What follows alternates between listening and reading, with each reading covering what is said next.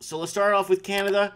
Greater Vancouver real estate prices go negative for the first time in 2013. Greater Vancouver real estate prices see first decline since 2013. The price is typical for a home across Vancouver is getting cheaper. Benchmark fell to 1.042 million. It's down 1.9%. Greater Vancouver composite benchmark price, there it is there, is starting to elephant down. Greater Vancouver composite benchmark price change, there it is in the negative right here. Cha-choon, cha-choon, cha-choon. And there it is back in 08. If you see over here, you can notice 08 right there. Greater Vancouver real estate number sales fall to a 10-year low. So here are the sales right here. And here's what's on the market. Wow. So this is sales versus listings. We've been following this every week for the last 100 years here on this channel. And Greater Vancouver real estate inventory rises over 40%. So inventory is still climbing. This article is about 20 minutes old. And new listings from homes down significantly. Greater Vancouver reported 3,461 new listings in November, down 29% from the month before. The decline works out to 29%, however, than the same month last year. Despite the decline, sales drops even faster with new listings, pushing total inventory even higher. So there it is right there. Next. Canadian household debt growth has never fallen to this low outside of the recession. So, household debt growth. Canadian real estate buyers aren't the only ones being tight with loans. Numbers show that household debt growth has fallen to the lowest level in more than 30 years. The decline in growth is so low that it's something Canada hasn't seen outside of a recession. Canadians owe over $2.15 trillion in household debt. Household debt. So here are your recession bars right here. And if you take a look over here, you see the yeah, we're headed. There's the total change right there. I think, guys, you know, I don't want to be the bringer of bad news, but I think by Q1 we're going to be in negative percentages here. So Canadians owe over 1.5 trillion in mortgage debt. It's up 0.22% from the month before. Here's the Canadian household debt outstanding in dollars. Oh. There it is right there. Oof. Wow. And it's unheard, because look at the last couple of recessions. Things kind of, you know, but look at it now. What a gap. Canadian customer debt rises over $624 billion. So Canada's in second place right now to Australia. Canadian household debt change. So that is consumer change, mortgage change, and recession. Again, very dangerous numbers here. Mortgage stress tests are being blamed for the declining growth. No. It's the capital outflows of China have been shut down. It's been shut off. It's closed. So stop with the blaming stress testing. Banks should have been testing people properly anyway to make sure they qualified for a mortgage. When I went for my mortgage, they declined me. They declined me with me putting down 50% and good credit. So, because I own my own business, I'm business for self. Consumer credit also slowed down around the same time, about 6 months before stress tests. More likely are seeing households loaded with debt, not able to push growth much higher. In fact, they've loaded up on so much debt, they're now acting like we're in a recession. Canadian mortgage credit growth falls to one of the lowest levels in history. I covered this the other day. Canadians owe 1.35 million. There it is, trillion in mortgage debt. Canadian outstanding mortgage credit. There it is. We covered that in the last article. Toronto real estate sees fewer November sales in 6 years. So Toronto's in a huge decline right now. Toronto real estate prices rise nearly 3%. Greater Toronto benchmark change. So everyone says everything's starting to stabilize out east in Toronto, Ontario. People are saying, hey, yeah, it's stabilized. It's good. It's got another round to go down. Watch what's going to happen. Toronto real estate median sale price rises over 4%. There's the price change. So you have that huge dip at the beginning of 2017. Tail end of 2017 when everything started to, right here, pow. And it's kind of in resuscitation mode. So here are the most important graph. This is what I wanted to get to. Greater Toronto sales to new listings. So here are the new listings and here are your sales. So obviously new listings are not being as heavily listed as they were in June of this year. But also actual sales have gone down too. So it's not a buyer's and it's not a seller's. It's a seller I want to unload market. Get me out of this damn thing. Following a period of boom, it's kind of hard to get a good read on where the market is heading. Prices are higher than last year, but they continue to drop from peak. The trend of lower normal sales and higher than average inventory isn't a positive. Let's move on. Housing. Slowdown continues, says Real Estate Board of Greater Vancouver. I already played this article there. Taking a wait-see approach here. The housing market in Metro Vancouver continues to slow down. The Real Estate Board of Greater Vancouver says home sales in November were down 18% from October and down 42.5% from November a year ago. Joining us now to break down the numbers is Adil Danani, broker and owner, Royal LePage West Real Estate Services. Adil, thank you. All right, we're going to skip that because real estate person working in real estate is always going to give numbers to better the cause, right? Metro Vancouver slowdown continues unbatted. Wow. 42.5% drop in the number of residential transactions from this time last month in 2017. That's from the Georgia Strait from today. Metro Vancouver home sales down 42.5%. Again, in November. Housing costs too high to attract talent. Tech talent.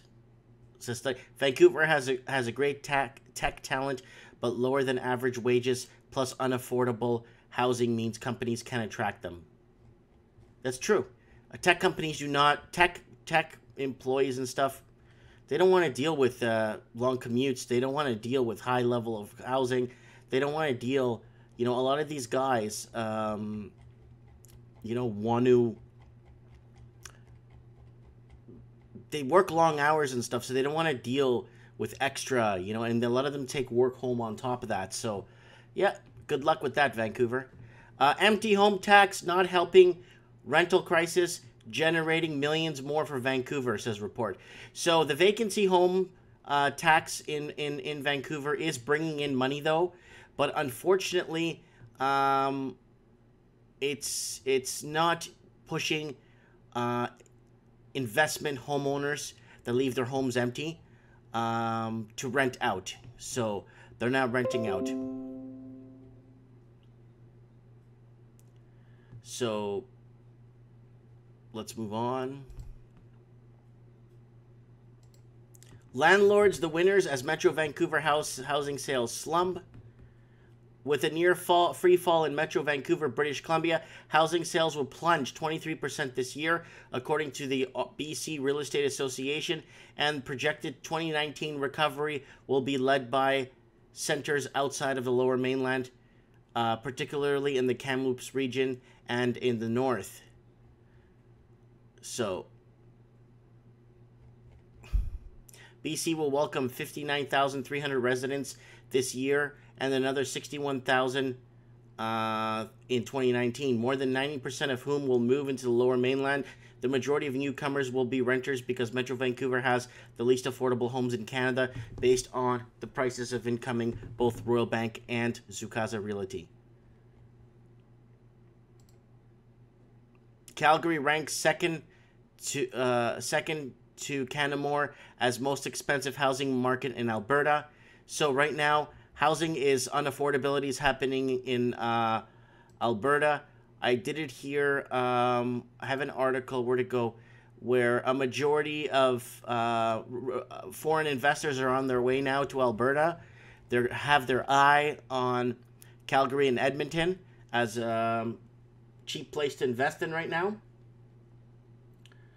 And it says, when it comes to housing affordability in Alberta, Canada is near at the bottom of the list. But Toronto-based Zoocasa recently revealed the results of its study in housing prices and income in the province, and it found Calgary ranked only behind Canmore's most expensive real estate in Alberta. So, again, median household, real estate data form, 468,000. So, ranked number 17 in Canada. So, by comparison, Canmore was the most costly municipality by a long shot. The average home was $696,000. Yeah, so kind of wanted to throw that out there if you're living in Alberta. Stronger Calgary housing on the market in 2019 and 2020, says CMHC. Yep. On a national level, CMHC outlook for 2019 for new home starts to the edge downward to the range between 193,000 and 204,000, with new lower starts in both the single-family and multi-family segments. So units are expected to be 478,000 to 497,000. So that's still considered affordable in Alberta. Calgary housing market remained flat. This one's saying now, Calgary housing market to remain flat over the next 2 years. So you got a tug of war. One's telling you things might go up and look good, and then this article is telling you things are going flat. So there'll be some slight uptick in Calgary's housing market over the next 2 years, but all things considered, the market will be relatively flat, according to the Canadian Housing Corporation latest housing market outlook. So they're seeing flatness in the market. It could be because of the job problem they have there, right? Majority of Montreal high-rise condo investors have negative cash flow. What is going on, Montreal? You got negative cash flow. I'll get to the comments in the section, in 1 second, guys. I'm just gonna. Reports into downtown condos by the Canada Mortgage and Housing Corporation finds they aren't always as lucrative as an investment as people believe. Turns out most people who buy a condo to rent it out are spending more on mortgage payments, condo fees, and taxes than they collect in rent. And if you're a renter, that could impact you. Rob Lurie reports. Another groundbreaking for what else? Another condo project. This will soon be Symphonia Pop on Nuns Island, a $100 million project for more than 200 units. And if you want one, hurry. It's already 65% sold. In case you haven't noticed, condos are everywhere and helping Montreal become the country's hottest housing market. Condo sales were up 22% this year over last, and 30% of buyers rent them out. And what we found is that 75% of those condos had a negative cash flow. The CMHC says most owners lose almost $400 a month, and this study comes at a time when tenants' rights advocates are worried about rising rents and a housing crisis. Right now, Montreal's vacancy rate is less than 2%. In other words, it's a seller's market. On parle d'une hausse d'un passage de 785 à 850 $. Eric Michaud says in 1 year, the average rent for a studio apartment downtown climbed from $785 to $850 a month. That's about an extra $800 in rent a year.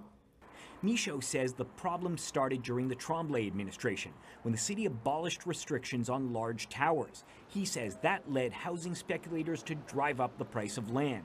Donc, il y a eu un boom immobilier. It created a boom, he says, but the problem is what gets built is rarely for families, and now there's a shortage of 3-bedroom rental units. Le loyer moyen est de plus de 1,500 $. The average price for those is now $1,500 a month, he says, and that's way too much for a lot of people.